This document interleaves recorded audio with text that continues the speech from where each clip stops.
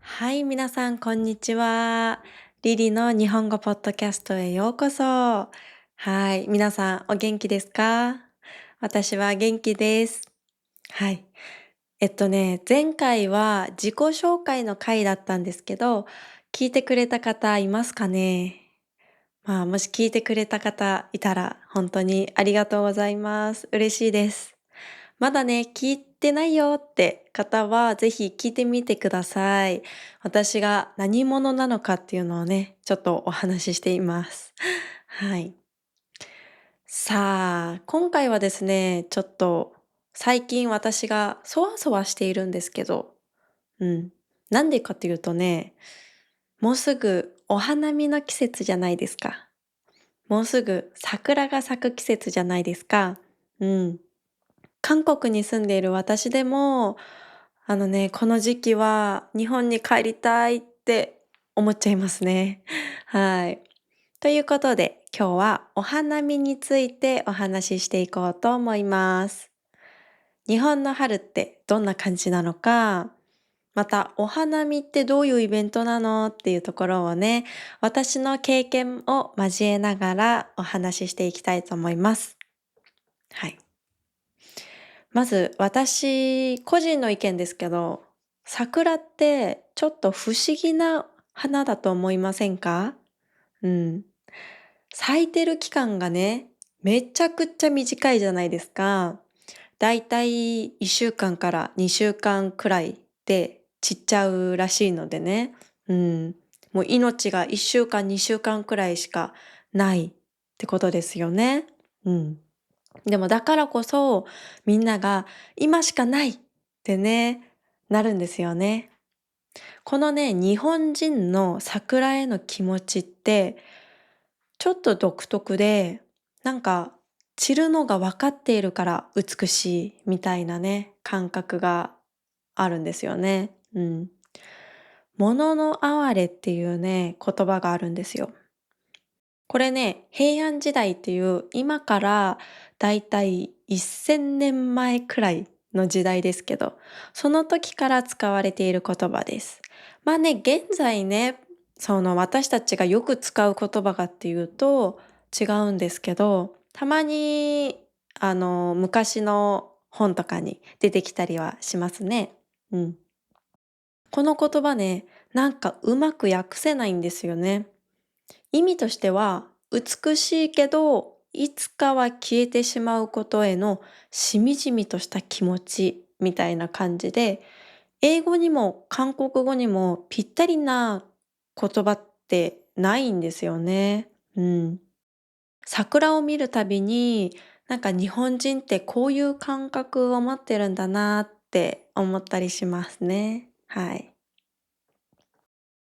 で、お花見って皆さんしたことありますか？お花見ってね、何するかっていうと、公園とか川沿いに行って、お弁当を食べたりするんですよ。うん。ご飯食べたり、お酒飲んだり。うん。それだけといえば、それだけなんですけどね。うん。でもそれがね、すごく楽しいんですよ。うん。だいたいね、私は友達と行くことが多くて、お弁当を持って行ったり、コンビニで唐揚げとかおにぎりとか買って行ったりするんですよ。あとはデパ地下っていうね、デパートの地下にあるいろいろな食材やお弁当、おかずなんかを売っているところなんですけど、そのデパ地下でお弁当を買って行ったりすることも多いです。うん。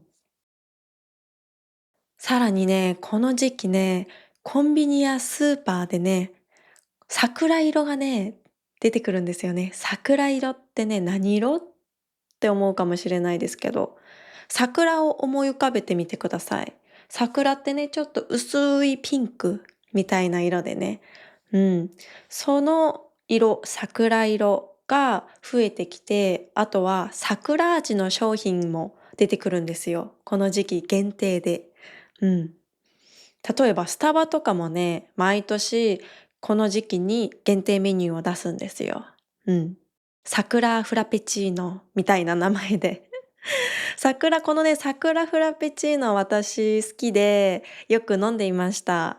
ぜひ見つけた方はね、一度飲んでみてください。あとね、お花見で絶対出てくる単語がね、場所取りなんですよね。うん。場所取りって感じかもしれないんですけど、人気の公園とかだと、早朝から朝早くからシートを敷いて場所を取るんですよ。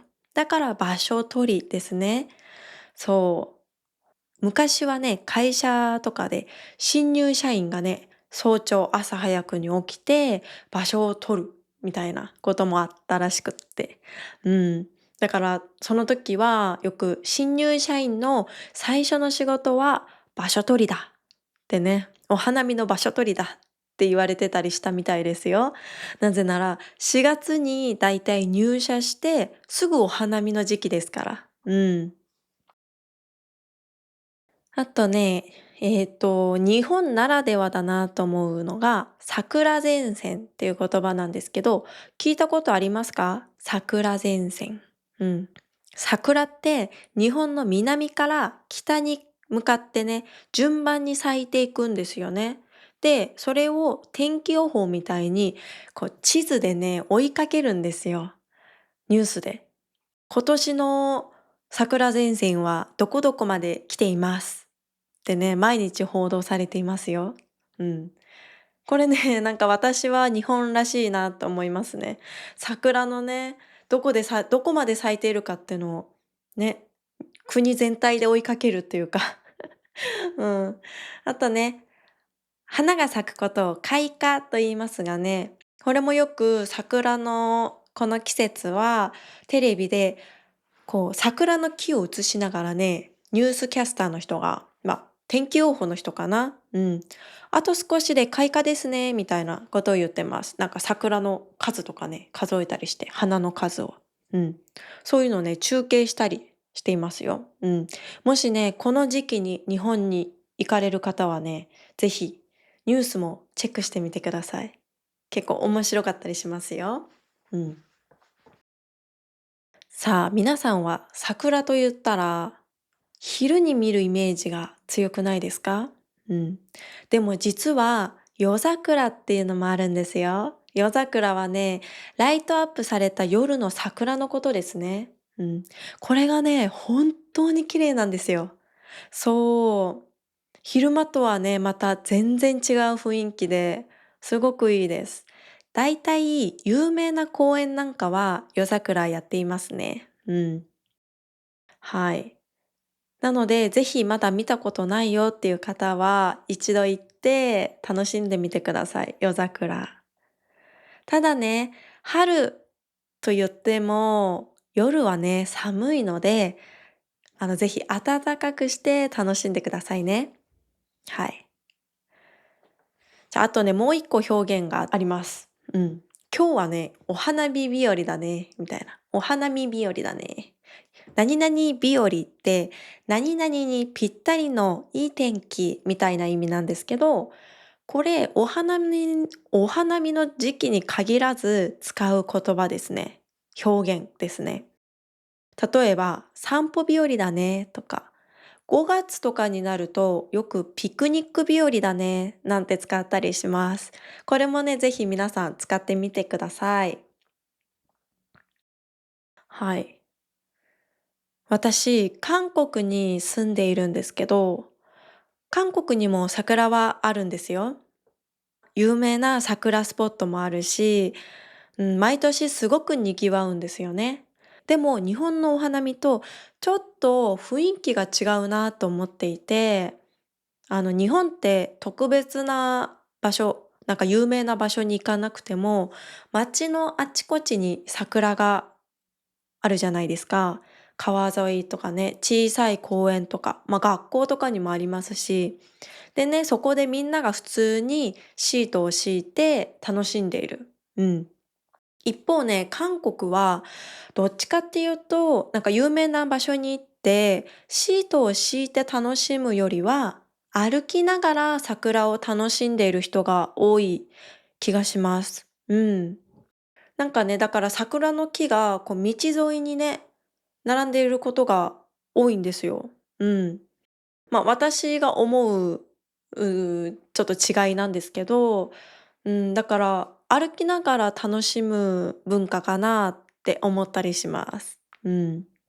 でね、日本人はね、桜にね、散り始めたねって言いながら、めでる文化があるんですよね。めでるというのね、大切なものをじっくり見て、その美しさや良さを心から楽しむっていうね、ことを意味する言葉なんですけど、その感覚がちょっと独特なんじゃないかなと思います。うん。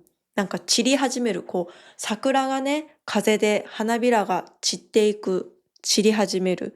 で、その散っていく風で舞っている様子とかも、花吹雪って言葉で表現したり。うん。個人的に花吹雪って結構好きな言葉です。皆さんはどうですか？花吹雪。うん。で、お花見と言ったら私、ちょっと忘れられない思い出があります。ちょっと簡単にお話ししますね。昔、友達と桜で有名な公園に行ったんですよ。でね、もちろん行く前にデパ地下に行って、美味しそうなお弁当とね、ちょっとお団子なんかも買ったりして。で、コンビニでお酒も買って、桜の木の下にシートを敷いて楽しんでいました。でね、二人ともなんかいろんな話をしてね、たくさん盛り上がっていたんですけど、周りもね、実は結構団体で来てる人が多いんですよ。サークル、大学のサークルとか会社の集まりで団体で来ている人も多いので、結構皆さんね、大きな声で話をしたり、歌を歌ったりみたいな人もいますけど、ちょっと海外の人からすると、日本人は静かなイメージがあると思うので、ちょっとイメージギャップというか、あるかもしれませんが、うん。私たちも、すごく楽しんでいました。でね、すごい話してたら、急に上から、冷たいものが落ちてきたんですよね。冷たかったかな。うん。で、何と思って見たら、鳥の糞だったんですよ。と鳥の糞、そう、鳥のね、うんちがね、落ちてきて、もうね、びっくりして、友達と顔合わせても大爆笑しました。今思い出してもちょっと面白い。そう、そしたら友達が、これ縁起いいやつじゃない？とか言って、ちょっとね、鳥の糞が当たる確率って結構低いと思うんですけど、それが当たるくらいだから、ほんと宝くじ買いに行ってみたら？っていう話になって、お花見の途中で宝くじを買いに行きました。うん。もちろんね、外れましたけど、でもね、なんかすごく私にとっては面白くていい思い出です。皆さんもね、お花見したことある方とかね、面白いエピソードあったら、ぜひコメントで教えてください。はい。で、これをね、聞いてくれてる方の中にも、日本に住んでる方や、これから旅行で行く予定がある方いるかもしれないので、ちょっとだけ話しておくと、お花見の時期ってめっちゃくちゃ混むんですよ。そう、すんごく混む。特にね、週末はもう有名な公園なんかね、すっごい人がすごすぎて、桜見に来てるのに、桜より人を見に来てるみたいな。もう桜があっても、もうその下に人の頭みたいな感じなので、もうシート敷けるスペースもないかもしれないので、それだったら個人的にはちょっと外れた場所の桜がおすすめです。うん。なんか地元の人しか来ないような、そういう小さい公園とかね、そういうところでも桜は綺麗に咲いていますから、ぜひそういうところでゆっくりベンチに座ってでもいいですし、桜を、うん、ね、楽しめたらいいなと思います。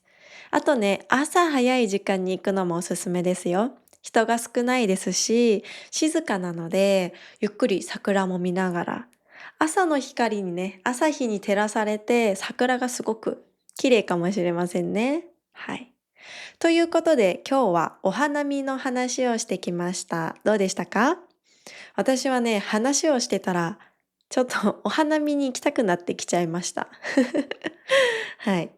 今日はね、物の哀れとか、花吹雪とか、桜前線とか、いろんな言葉が出てきましたけど、気になった表現があったら、スクリプトで確認してみてください。下のリンクからダウンロードできます。あともし私と一緒に日本語が練習したいという方がいれば、個別レッスンもやっているので、これも下のリンクから気軽にチェックしてみてください。はい。ではまた次のエピソードでお会いしましょう。リリーでした。またねー。